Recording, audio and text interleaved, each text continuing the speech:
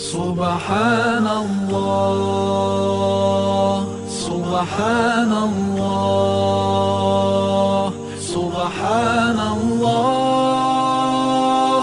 سبحان الله نحمده ونصلي على رسوله الكريم أما بعد فأعوذ بالله من الشيطان الرجيم بسم الله الرحمن الرحيم قال الله تبارك وتعالى إنا نحن نزلنا الذكر وإنا له لحافظون۔ محترم ناظرین، آج انشاءاللہ ہم قرآن کریم کو تجوید کے مطابق پڑھنا سیکھیں گے۔ میرا نام سعد رفیق ہے اور آج کی کلاس میں تجوید کے بنیادی قواعد کا تذکرہ کیا جائے گا اور تجوید کے مطابق قرآن کریم پڑھنے کی اہمیت بتلائی جائے گی۔ دیکھیں، قرآن کریم اللہ رب العزت کا آخری پیغام ہے، آخری کلام ہے، آخری کتاب ہے جو امت محمدیہ پر نازل کی گئی۔ اس کتاب کو دیگر کتابوں کے مقابلے میں یہ شرف حاصل ہے کہ اسے اللہ تعالیٰ کا کلام کہا گیا ہے۔ باقی جتنی بھی کتابیں گزری ہیں انہیں اللہ کی کتاب تو کہا گیا ہے، اللہ کا پیغام تو کہا گیا ہے، مگر اللہ کا کلام نہیں کہا گیا۔ صرف اور صرف قرآن مجید ہی کو اللہ کا کلام، یعنی وہ اللہ کی گفتگو ہے، اللہ کی ذات سے یہ چیز نکلی ہے، اور اس کے انتخاب اللہ رب العزت نے ہمارے پیارے حبیب حضرت محمد مصطفیٰ صلی اللہ علیہ وسلم کے لیے کیا اور امت محمدیہ کے لیے کیا۔ اب انتہائی ضروری ہے ہم سب کے لیے کہ ہم اس کلام کو سمجھیں، اس پر غور کریں اور اس کے مطابق اپنی زندگی گزارنے کی کوشش کریں۔ اول یہ ہے کہ ہم قرآن کریم کو جس طرح پڑھنا چاہیے ویسے پڑھنے والے بن جائیں۔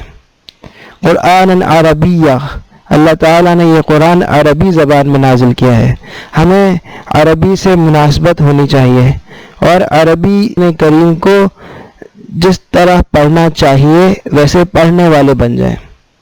قرآن عربیہ، اللہ تعالیٰ نے یہ قرآن عربی زبان میں نازل کیا ہے، ہمیں عربی سے مناسبت ہونی چاہیے اور عربی زبان کی ادائیگی، عربک لنگوسٹکس کی ادائیگی کیسے کرنی ہے، حروف کیسے ادا ہوتے ہیں، الفابیٹس عربی کے کیسے نکلتے ہیں، یہ ہمیں آنا چاہیے۔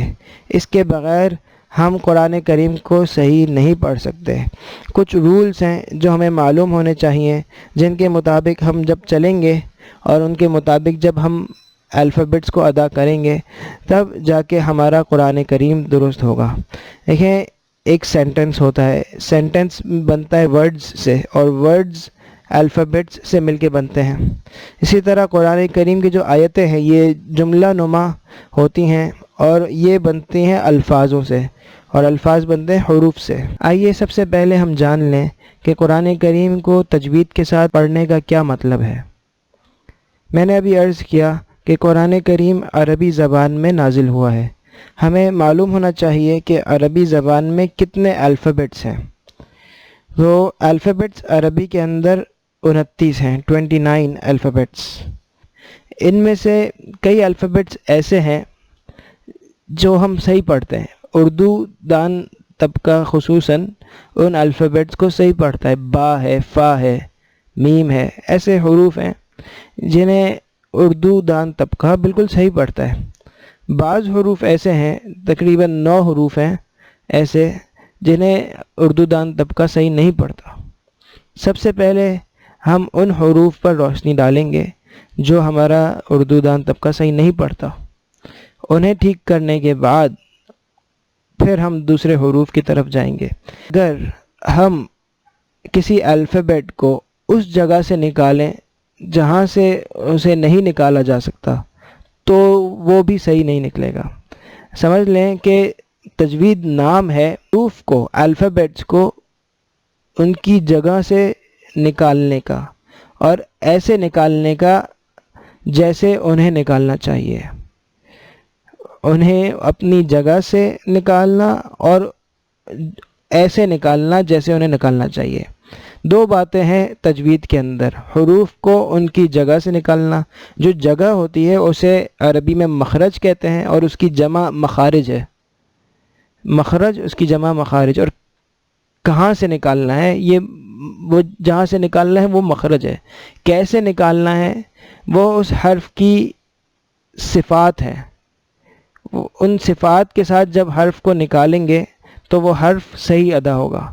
اگر ان صفات کے ساتھ نہیں نکالیں گے یا اس مخرج سے نہیں نکالیں گے جہاں سے نکالنا ہے، تو قیامت تک ہم لگے رہیں گے لیکن وہ حرف صحیح نہیں نکلے گا.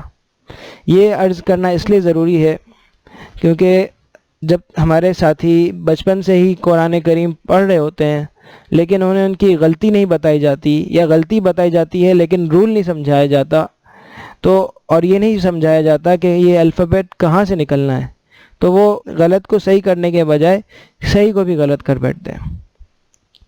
تو ہم کچھ حروف، ان کے مخارج اور ان کی صفات آپ کے سامنے بیان کریں گے.